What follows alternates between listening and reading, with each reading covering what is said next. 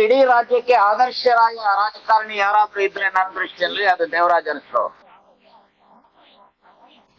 ಅವರು ಮಾಡಿದಂತ ಜನಪರವಾದಂತ land reforms act, ಫಲಾವರೋಧನ ತಡೆದಂತವ್ರು, ಕಾನೂನು ಮಾಡಿದಂತವ್ರು, ಕೀಟ ಪದ್ಧತಿಯನ್ನ ನಿರ್ಮೂಲನೆ ಮಾಡಿದಂತವ್ರು, ಜನತಾ ಮನೆಗಳನ್ನ ಕೊಟ್ಟುವಂತದಕ್ಕೆ ಕಾರ್ಯರೂಪ ಮಾಡದಂತವ್ರು, ಡೆಟ್ ರಿಲೀಫ್ ಆಕ್ಟ್ ಅನ್ನ ತಂದಂತವ್ರು, ಸ್ಟೈಪೆಂಡರಿ ಸಿಸ್ಟಮ್ ಅನ್ನ ಮಾಡಿದಂತವ್ರು. ಸೊ ಹಾಗಾಗಿ ನಾನು ಎಷ್ಟೇ ಹೇಳಿಕೆ ಬಯಸ್ತೇನೆ, ಬಹುಶಃ ನಾನು ಈಗಾಗಲೇ ಮುಖ್ಯಮಂತ್ರಿಗಳಿಗೆ ಪತ್ರ ಬರೆದಿದ್ದೇನೆ, ಅವರು ಸಹ ಸಕಾರಾತ್ಮಕವಾಗಿ ಹೇಳಿದ್ದಾರೆ. ಸೊ ಆದ್ರೆ ಇದು ಎರಡು ಇದೆ. ಒಂದು, ಸರ್ಕಾರ ಇದರ ಬಗ್ಗೆ ಗಮನ ಕೊಡುವಂಥದ್ದು.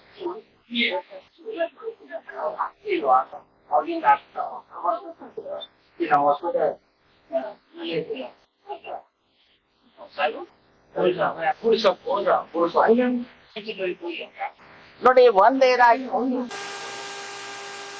ಬಹುಶಃ ಇಡೀ ದೇಶಕ್ಕೆ ಇಂದಿರಾಜಿಯವರ ಕಾರ್ಯಕ್ರಮಗಳಿಂದ ಪ್ರೇರಿತರಾಗಿ ಅವರ 20 ಪಾಯಿಂಟ್ ಪ್ರೋಗ್ರಾಮು ಮತ್ತು ಅವರ ವಿಚಾರಧಾರೆಯಿಂದ ಪ್ರೇರಿತರಾಗಿ ಇಡೀ ದೇಶದಲ್ಲಿ ಸಾಮಾಜಿಕ ನ್ಯಾಯಕ್ಕೆ ಒಂದು ಹೊಸ ಮನ್ವಂತರವನ್ನ LG ಆವನೂರ್ ಅವರ ವರದಿಯನ್ನ ಜಾರಿಗೆ ತರೋದ್ರ ಮೂಲಕ, ಲ್ಯಾಂಡ್ ರಿಫಾರ್ಮ್ಸ್ ಅನ್ನ ಜಾರಿಗೆ ತರೋದ್ರ ಮೂಲಕ, ಅನೇಕ ಕಾರ್ಯಕ್ರಮಗಳನ್ನ ಜಾರಿಗೆ ತರೋದ್ರ ಮೂಲಕ ಇಡೀ ದೇಶಕ್ಕೆ ಆದರ್ಶಪ್ರಾಯರಾದಂತ ರಾಜಕಾರಣಿ ದೇವರಾಜ ಅರಸು.